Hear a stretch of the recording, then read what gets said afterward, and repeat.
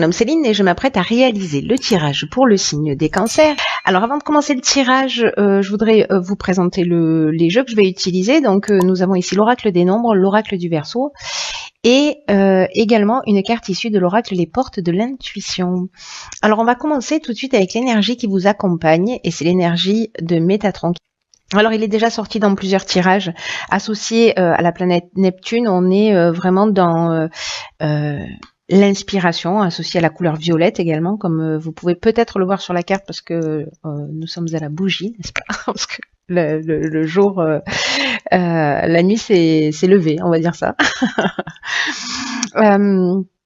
Et donc en fait c'est un archange qui va nous permettre de travailler sur notre harmonie intérieure. En tout cas il va nous inviter à couper avec la logique pour rentrer dans une forme de lâcher prise. Il y a une notion avec Métatron de connexion avec tout ce qui est caché, avec l'invisible. Et aussi une connexion à sa voix intérieure, à son intuition. En tout cas, il y a vraiment une notion de réconciliation avec soi-même, de prise de conscience, de recentrage et d'être dans la juste mesure des choses. Voilà. Ce dont je parle pas, ce dont je n'ai pas parlé en fait jusqu'à présent quand j'ai parlé de Métatron, c'est qu'il est également associé à des problèmes de dépendance ou à des maladies nerveuses. Voilà. Juste pour information, parce que je le dis pas systématiquement. Alors, sur la première ligne, nous avons la carte 42, qui est la carte du couple. Nous avons la carte de l'hésitation. Nous avons la carte du succès. Et nous avons la carte de la foi. Alors, la carte du couple, je vais commencer tout de suite par celle-ci. C'est une carte qui nous dit que peut-être, alors si vous êtes en couple, c'est avec votre conjoint actuel. Si vous êtes célibataire, c'est avec votre ex-conjoint.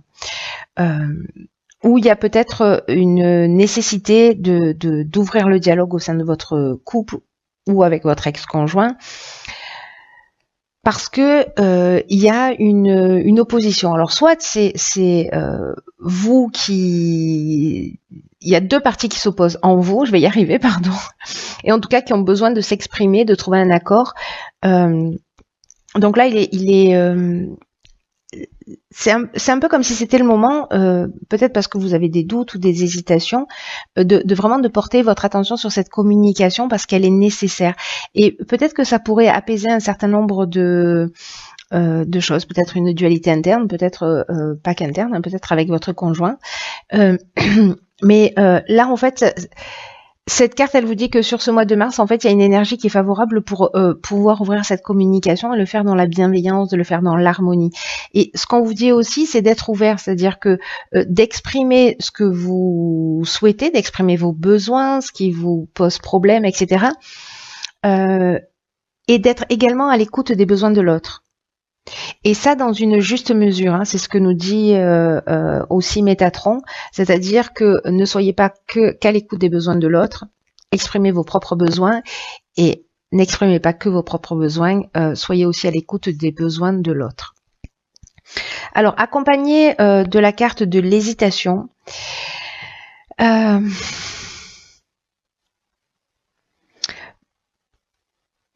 soit certains d'entre vous ont des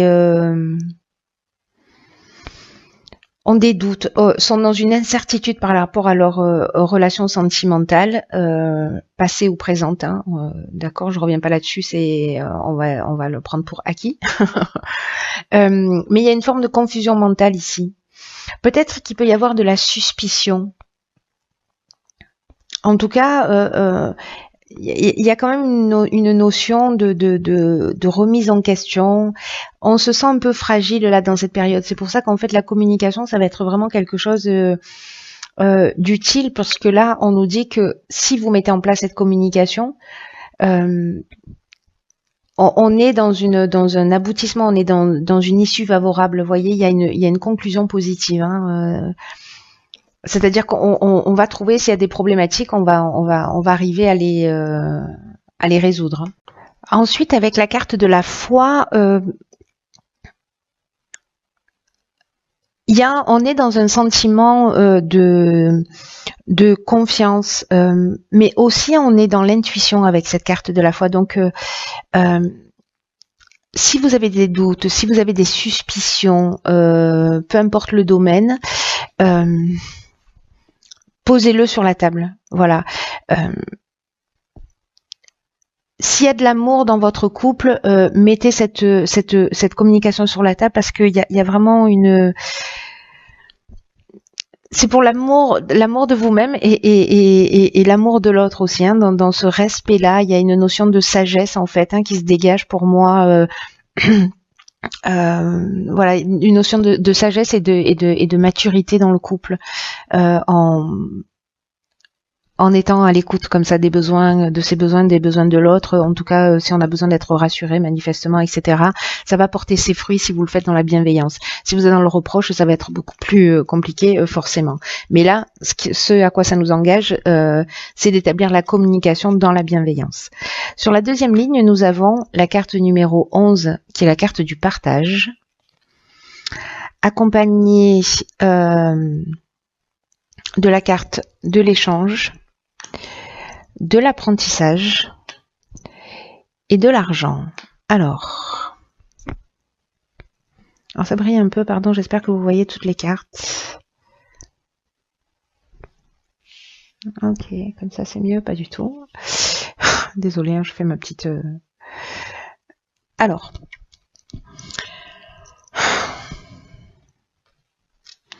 la carte du partage, c'est une carte qui nous dit que peut-être que vous avez des compétences particulières que vous pouvez transmettre, partager, peut-être liées à l'argent.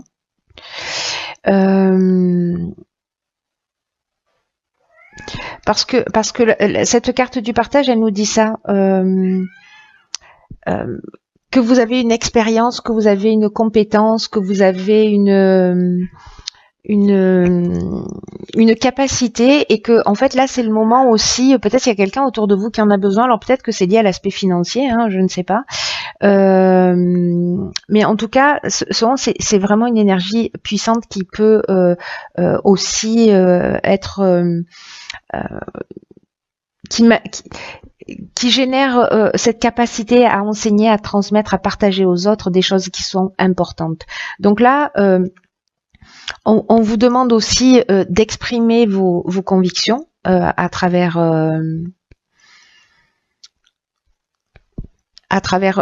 cette carte, vos convictions, mais pas que, aussi vos connaissances et puis vos intuitions, ce que vous ressentez. Alors, dans le cadre de l'échange, on est on est vraiment dans la communication. Dans la communication, dans le partage. La communication, elle revient beaucoup, en fait, dans votre tirage. Enfin bon, pour l'instant, on n'en est qu'à la deuxième ligne, mais bon, voilà, quand même, elle est présente.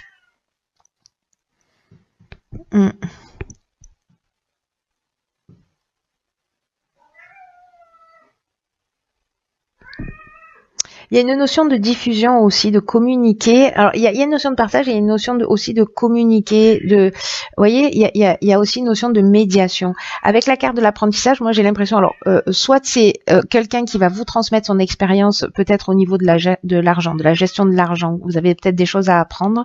Vous allez avoir peut-être quelqu'un comme ça avant vous, parce que voilà, les énergies sont interchangeables, mais soit c'est vous qui avez une expertise par rapport à l'argent et qui allez donner des conseils de gestion à quelqu'un proche de vous. Voilà, il y a cette option possible. Alors on va voir ce que nous réserve cette troisième ligne. Alors ici nous avons, il y a vraiment quelque chose en rapport aux finances. Donc là, on a la carte 8 qui nous parle des finances.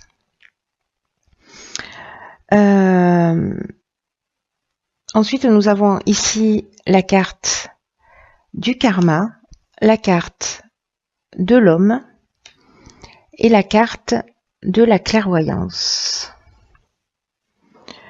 Ok.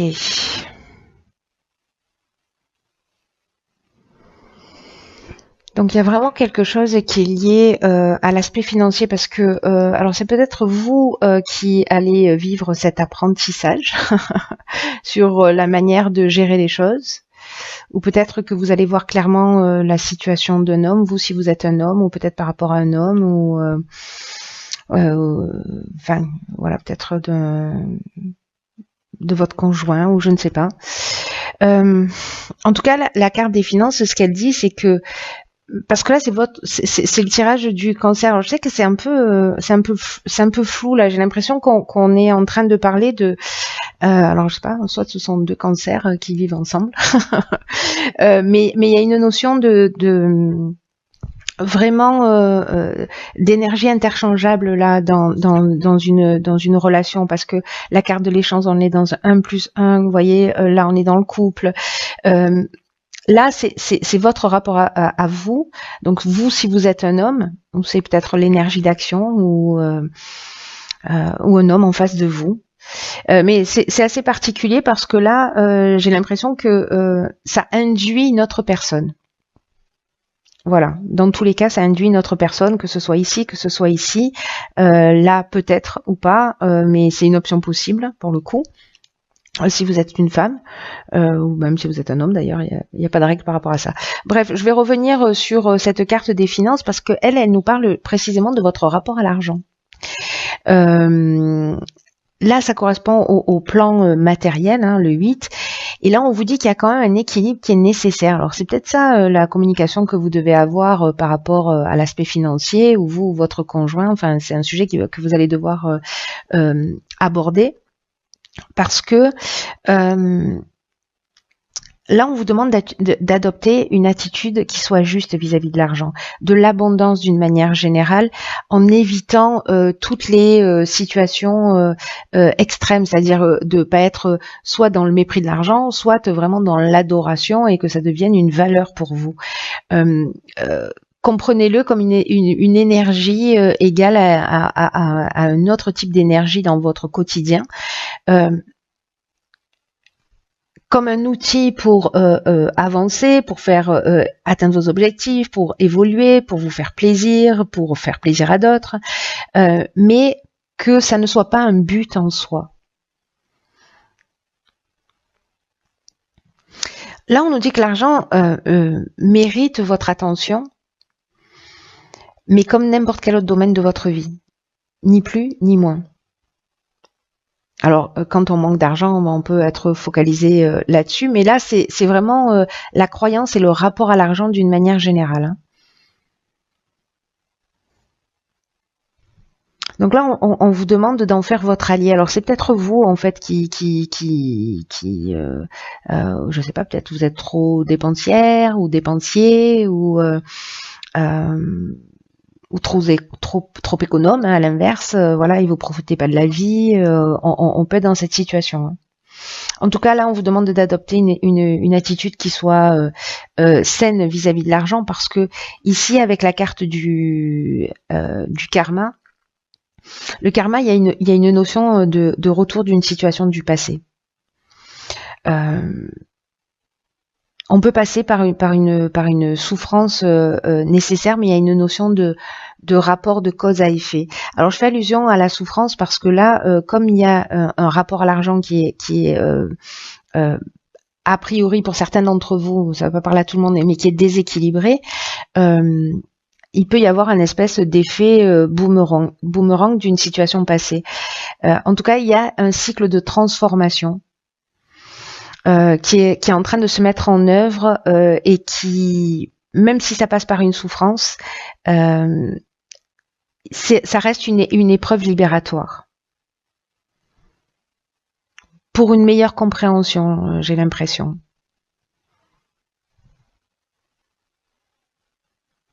Alors, soit par rapport à un homme, vous, si vous êtes un homme, encore une fois, soit c'est la capacité de prendre des décisions, d'être dans une énergie d'action. Et la clairvoyance, ça nous dit aussi que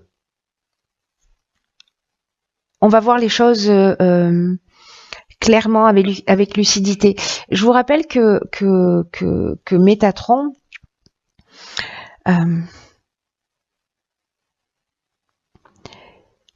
il nous parle de faire des prises de conscience, de se recentrer, d'être dans la juste mesure des choses et il va mettre en lumière aussi des choses qui sont cachées pour qu'on puisse avancer et évoluer. Hein, voilà. Donc, est-ce que peut-être c'est par rapport à un homme qui justement peut-être une relation karmique, c'est possible, et peut-être vous allez voir clairement sur ses finances, vous allez voir clairement sa manière de gérer l'argent. Peut-être c'est l'inverse, mais il y a quelque chose qui va s'éclaircir là. Il y a quelque chose qui va devenir, j'ai l'impression, comme évident.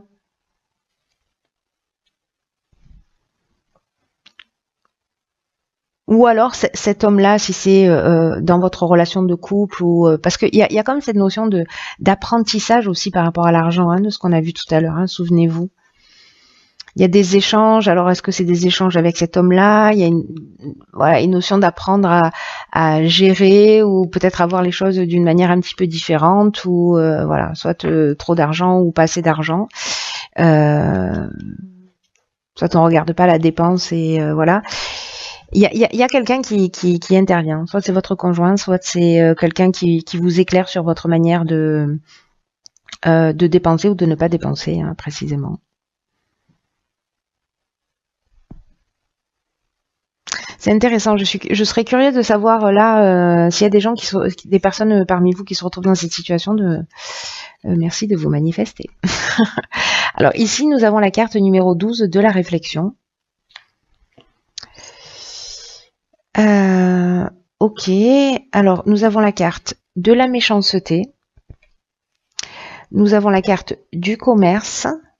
Ok. Nous avons la carte de l'aventurier et nous avons la carte du voyage. Alors,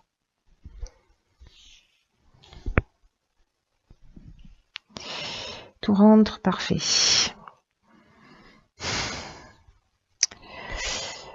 Ok, alors.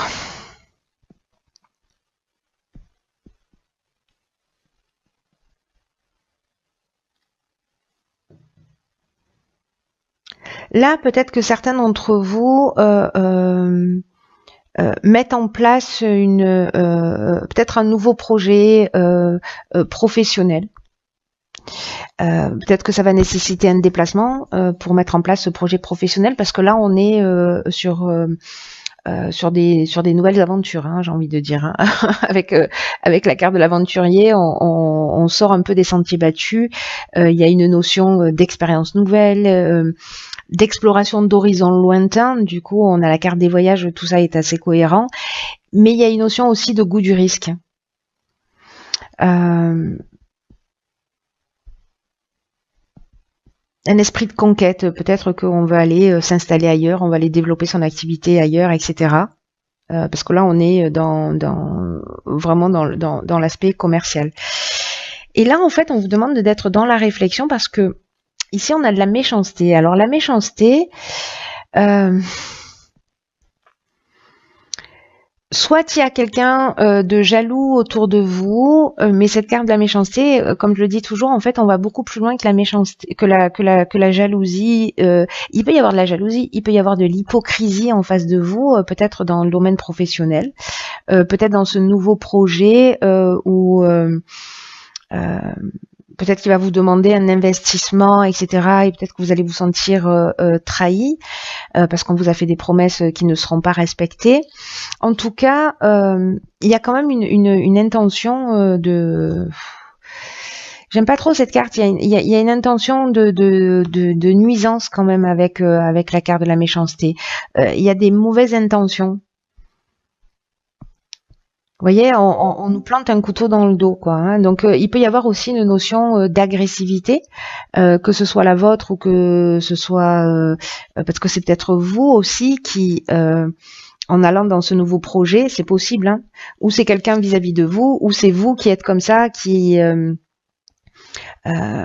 qui peut-être n'est pas très clair dans ce que vous faites, ou alors c'est quelqu'un qui a des mauvaises intentions. En tout cas, soyez vigilants. Si c'est pas vous, si c'est vous, vous savez.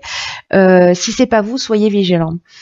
Je vous dis ça parce que je vous dis si c'est, je fais allusion à vous aussi parce que ici dans la carte de la réflexion, c'est une carte particulière. Je l'ai gardée pour la fin. Ça a du sens dans cette ligne-là, c'est qu'on vous dit qu'il faut que vous portiez une attention particulière aux conséquences de vos actes parce que vous pourriez faire face à de nombreuses désillusions. Donc là, en fait, on vous demande de prendre le temps de réfléchir, de faire le point pour savoir si vous êtes en train de prendre le bon chemin. Celui qui vous convient profondément. Est-ce que vous êtes en train de suivre votre conjoint? Est-ce que c'est votre projet, mais que finalement vous êtes un peu poussé dans cette direction et vous n'êtes pas sûr de vous? Est-ce que ça vous correspond réellement ou pas? En tout cas, il y a une notion là de prendre du recul, de voir ce qui vous convient profondément. Est-ce que de partir dans cette direction, ça vous convient ou pas? Ce sera à vous de voir ce qui est juste pour vous et dans le respect de qui vous êtes. Et là, on vous dit que voilà, là c'est le temps de se poser pour prendre conscience de ce qui vous anime, de ce qui vous motive, de vos actions. Et on vous dit aussi que vous pouvez rectifier le tir à chaque instant, c'est-à-dire que si finalement vous voulez pas aller dans cette direction, peut-être que ça va être vécu comme une trahison ou enfin, c'est pas la carte de la trahison, c'est la carte de la méchanceté. On est vraiment au stade au-dessus. Hélas. En tout cas, là, vous pouvez faire marche arrière. Si vous sentez peut-être que vous avez un associé en qui vous n'avez pas confiance, un partenaire en qui vous n'avez pas vraiment confiance, posez-vous, réfléchissez-y à 2 fois. Là, on vous dit, c'est vraiment le temps de réfléchir pour pas qu'à un moment donné, vous soyez trop engagé et que vous soyez dans les regrets. Alors ça veut pas dire qu'il faut pas y aller, ça veut dire qu'il faut prendre le temps de la réflexion pour savoir si c'est juste pour vous. Si c'est juste pour vous, c'est évident, c'est votre projet, c'est le rêve de votre vie, allez-y, foncez. Voilà, soyez attentifs à ça, mais voilà, soyez attentifs à vos comportements d'une manière générale parce que il y a cette notion quand même de désillusion importante. Hein. Peut-être par rapport à ça. Voilà, on est trahi que par les siens, j'ai envie de dire. Ensuite, dans l'oracle Les Portes de l'intuition, nous avons la carte du but. C'est intéressant. Qui nous dit garder à l'esprit la vision de ce que vous voulez vraiment dans la vie. Ok. Il y a beaucoup de choses dans votre tirage, hein, les cancers. Hein. Là, on vous dit que quoi qu'il se passe, on vous demande de garder le cap jusqu'à l'aboutissement de votre projet. On vous demande d'être fidèle à vos objectifs, mais de faire les choses, voyez, prenez le temps de la réflexion pour voir si c'est juste, si ça vous correspond, si voilà, soyez fidèle à ce que vous voulez, vous, pas à ce que veulent les autres. Dans tous les cas, là, on vous dit que tout commence en fait dans une vision, dans la visualisation de ce que vous souhaitez. Et peut-être qu'à un moment donné, il y a quelque chose qui va devenir clair. Il y avait la carte de la clairvoyance ici, je crois. Oui, c'est ça, bien vu. Où vous allez voir une situation clairement. Et cette situation, j'ai l'impression que là, ça va vous permettre d'être plus clair sur votre objectif, peut-être par rapport à ce qu'il y a à faire ou à ne pas faire, vous voyez, la direction dans laquelle il faut aller. Il va y avoir peut-être comme ça un instant une évidence, quelque chose qui va être comme si vous alliez voir ce qui peut se produire dans votre existence. En plus, les cancers, vous êtes hyper intuitifs, hyper sensibles, donc vous risquez d'avoir ce moment-là d'évidence. Quoi qu'il en soit, nourrissez votre désir de réalisation. Ne doutez pas, ne manquez pas de confiance en vous. parce que elle peut se manifester, ça peut se manifester à des moments ou à un moment ou à un autre. On a vu au début ici qu'on avait l'hésitation, le doute, l'incertitude, etc. Donc là, on vous dit qu'il faut pas vous laisser distraire de votre objectif. Ne laissez personne vous détourner de votre objectif. Alors si votre objectif ici, c'est pas d'aller vous exporter sur un nouveau projet commercial, et que c'est de faire quelque chose de différent, si c'est votre projet, ça va. Mais si c'est pas le cas, que vous aspirez à autre chose et que vous le faites pour suivre quelqu'un, et peut-être que c'est les doutes que vous allez partager dans votre couple, c'est l'occasion de vous affirmer. C'est l'occasion d'affirmer ce lien de fidélité avec vous-même, ce respect, cet amour de vous. N'oubliez pas que là, on est dans le recentrage, on est dans l'aspect aussi émotionnel, de se réconcilier avec soi, de faire ces prises de conscience de ce qui est juste pour nous, enfin pour vous. Voilà. Il est vraiment intéressant votre tirage. Je serais curieuse d'en savoir plus, donc j'espère que vous allez partager avec moi votre ressenti.